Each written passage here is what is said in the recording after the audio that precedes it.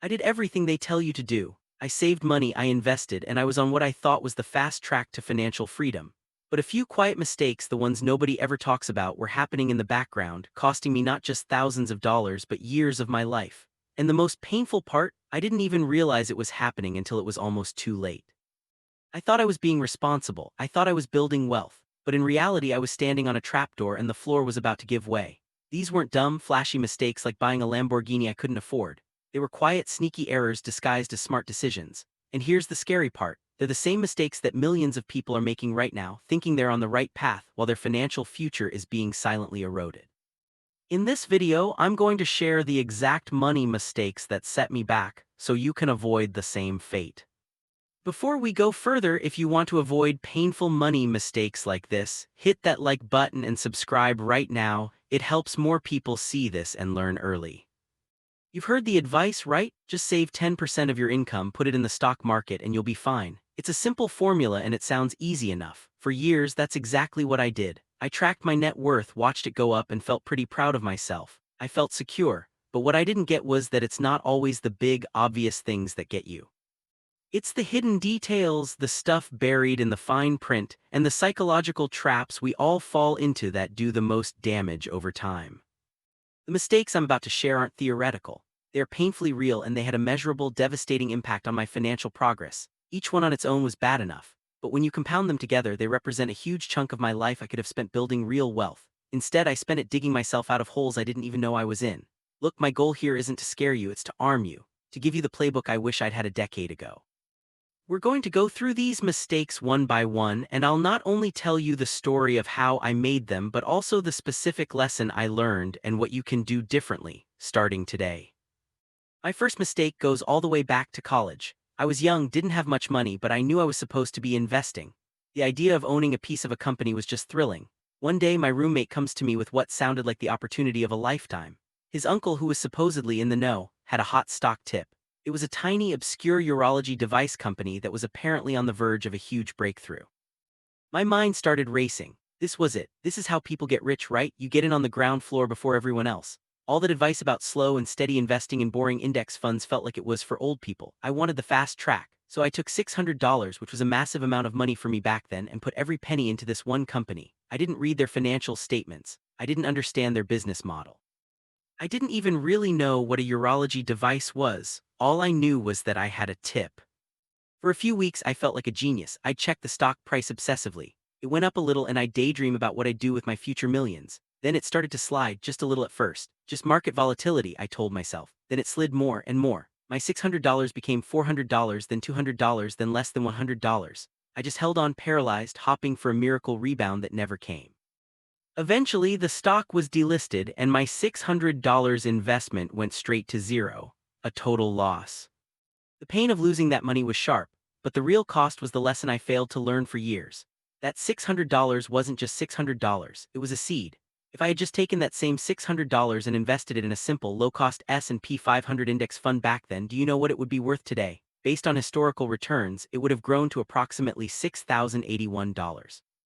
Not a life-changing amount, but a powerful example of what I had actually lost. Not just my money, but time and compound growth. There are two huge lessons here. First, never invest in something you don't understand. A tip from a friend's uncle isn't research. Your belief in an investment has to come from your own work, not someone else's excitement. Second, diversification isn't a suggestion, it's your single greatest defense against getting wiped out. By putting all my money into one stock, I took on 100% of that company's risk. If I had spread it across 500 of the largest companies in America, the failure of one would have been a blip. For 8 of the last 10 years, the majority of individual stocks in the Russell 1000 index actually did worse than the index itself. That means by picking stocks, you are statistically more likely to lose than if you just own the whole market. Don't chase hot tips, build a boring, diversified portfolio. It's how you actually win. After my first failed attempt at investing, I got scared. The fear of making another bad call kept me on the sidelines. I was early in my career making a decent income and I knew I should be saving for retirement. Everyone was talking about opening a Roth IRA, a retirement account where your money grows completely tax-free. I knew it was important, but the whole world of investing just felt so complicated. So I told myself the most dangerous lie in personal finance: I'll start tomorrow. For 2 full years, I let that tomorrow excuse run my life. I was earning enough to contribute and I was just under the income limit to be eligible for that Roth IRA. The window was wide open, but I kept telling myself I had plenty of time. Retirement was decades away, right? Then I got a promotion and a nice raise. I was thrilled. My income jumped and I finally felt like I had the breathing room to get serious about my finances. I proudly went to open my Roth IRA ready to be responsible, and that's when I got the punch to the gut. My new income was now over the limit. I was no longer eligible to contribute directly. The window had closed. I had missed 2 full years of contributions. 2 years where I could have put in the maximum, invested it, and let that powerful tax-free compounding get to work. I did the math and it was sickening. If I had just made the contributions in those 2 years, and invested the money into a simple Vanguard Total Stock Market Index Fund (VTSAX), that money left untouched would have grown to an estimated $36,915 by the time I realized my mistake, all of it completely tax-free. I had given up nearly $37,000 not because I didn't have the money, but because of pure procrastination. The tendency to just do nothing had cost me dearly. The true cost of delaying investing is almost impossible to grasp when you're young because you're losing your most valuable asset, time. You can always earn more money, but you can never get back lost years of compound growth. Someone who invests just $840 a month from age 25 to 55 at a 7% return can end up with over $1 million. The longer you wait, the steeper the mountain you have to climb. My delay meant I had to save even more aggressively later on just to catch up to where I would have been.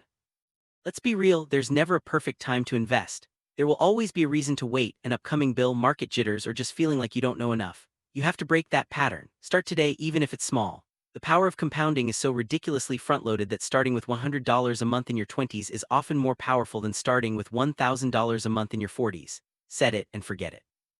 Automate your investments so the decision is out of your hands. Open the IRA, sign up for the 401k, do it now. Your future self will thank you more than you can possibly imagine. As my career took off and my income grew, I fell into another classic trap. This one is especially sneaky because it feels so natural. It's called lifestyle inflation or lifestyle creep. Simply put, as my paychecks got bigger, so did my spending. I figured I deserved it. I worked hard, right? A bigger paycheck meant a nicer apartment. The nicer apartment needed nicer furniture. I started eating out at fancier restaurants, buying brand-name clothes, and taking more elaborate vacations. On the surface, it looked like I was successful, but there was a massive problem hiding in plain sight. My savings rate was completely flat. Even though my income had doubled, the actual dollar amount I was saving each month barely moved. I was running faster and faster on the financial hamster wheel but going absolutely nowhere. I was making more money than ever, yet I still had that nagging feeling of being broke at the end of the month. I was living paycheck to paycheck, just a more expensive paycheck. This mistake was made possible by another huge error. I wasn't tracking my money. I had no budget. Money came in, bills got paid, and whatever was left over just vanished. Because I wasn't telling my money where to go, I couldn't see the slow, creeping expansion of my lifestyle. It wasn't one big purchase, it was 1,000 tiny decisions. The daily $5 latte, the extra streaming service, the weekend impulse buy. Each one felt insignificant on its own, but together they formed an invisible anchor, silently holding me back from building any real wealth. This is one of the most dangerous financial traps because it's all psychological. Society tells us that when you earn more, you should live more. We see friends upgrading their cars and houses, and we feel this pressure to keep up. But that mindset is what keeps even high earners from ever being financially free. I read about a doctor who, despite a six-figure salary, racked up over $500,000 in debt just by spending everything that came in. That was the path I was on. I was trading my future freedom for a little more comfort today. The number one rule to beat lifestyle inflation is this: automatically send a percentage of every single raise to your savings and investments before you even see it. If you get a 5% raise, commit to increasing your savings rate by at least half of that, to 5%. This lets you enjoy some of your hard-earned money while making sure your future self gets the biggest benefit, and you have to have a budget. I know nobody likes that word, but a budget isn't about restriction, it's about awareness. It's a tool that gives you permission to spend, but it also shows you the true cost of your choices. It lets you see the trade-offs you're making between today's wants and tomorrow's needs. Without a budget, you're flying blind, and lifestyle inflation will silently eat up every dollar of progress you make. If any of this is hitting home for you, and you're realizing you might be making some of these same quiet mistakes, do me a quick favor and hit that like button. It really helps the channel out, and more importantly, it helps get this video to more people who might need to hear this. And if you're feeling brave, let me know in the comments one financial habit you want to change starting today. This is the one that stings the most. It is without a doubt the single most expensive financial error of my life, and the craziest part is I thought I was being the responsible one. After a few years of trying to manage things on my own, I decided it was time to hire a professional. I found a financial advisor at a big, well-known firm. Nice suit, fancy office, spoke with a lot of confidence. I was intimidated but also impressed. He told me he'd handle everything. He set me up with a portfolio of mutual funds and told me his fee was a standard 1%. That's 1% of my total assets charged every single year. It sounded so small, 1%, what's the big deal, right? For the next 9 years I let him manage my money. I'd get the statements, see the balance going up usually, and figured he was doing his job. I was paying for peace of mind. But over time I started to notice something was off. My returns always seemed to lag behind the market. When the S&P 500 was up 15%, my portfolio might be up 10%. When the market was flat, I was down a few percent. I'd ask him about it, and he'd have a sophisticated-sounding reason about risk management and diversifying asset classes. It all sounded legit, so I stayed for 9 years. Eventually, I started educating myself more. I learned about index funds, expense ratios, and the devastating, catastrophic impact of fees over the long run. As I learned, a horrifying picture started to form. That 1% management fee wasn't the only cost. The mutual funds he put me in had their own internal fees, some as high as another 1%. In reality, I was paying close to 2% in total fees every single year. Here's the brutal truth. That small 1% fee doesn't just reduce your returns by 1%, it eats the money you would have reinvested, killing your future compound growth. Over decades, this has a catastrophic effect. Some studies show that a 1% annual fee can consume nearly a third of your total lifetime investment returns. I finally worked up the courage to move my accounts, but foolishly I made a similar mistake again, transferring to another advisor who also charged an asset-based fee, just a slightly lower one. I stayed there for another 5 years before the light bulb finally went on. I sat down and did the painful math. I calculated what my portfolio would be worth if, instead of paying those advisors, I had just put my money in a low-cost, diversified portfolio of index funds and left it alone. The number was staggering. Between the high fees and the constant underperformance, my choice of advisors had cost me an estimated $616,172 in lost growth. I had to read the number a few times. It felt like a physical blow. Over $500,000 gone. That wasn't just money. That was years of early retirement, years of security, years of freedom, all vanished into the pockets of firms that gave me worse than average results. The most important question you can ask a financial advisor is not what should I invest in, but how do you get paid? You have to understand the difference between a fee-based advisor who can still earn commissions by selling you products and a fee-only advisor. A fee-only advisor is a fiduciary, which is a fancy legal term meaning they must act in your best interest. For most people, the best path is to use low-cost, broadly diversified index funds. If you need advice, pay a fee-only planner an hourly or flat rate for a specific financial plan. Never ever accept that a 1% annual management fee is standard or the cost of doing business. It is a wealth-destroying drain on your future, and avoiding it is one of the most powerful financial moves you can ever make. When I look back on this journey, it's easy to get caught up in regret. The loss compounding, the missed chances, the sheer amount of money just gone, it's a heavy thing to carry. But wallowing in that regret is just another mistake. It doesn't get you anywhere. The most important thing about financial errors isn't that you make them, because we all do, but that you learn from them and change your behavior. My journey was way longer and harder than it needed to be. The thrill of a hot tip torched my first investment. The lie of "I'll start tomorrow" cost me tens of thousands in tax-free growth.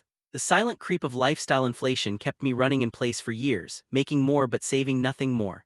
And believing that a fancy suit meant good advice cost me an amount of money that could have changed my life.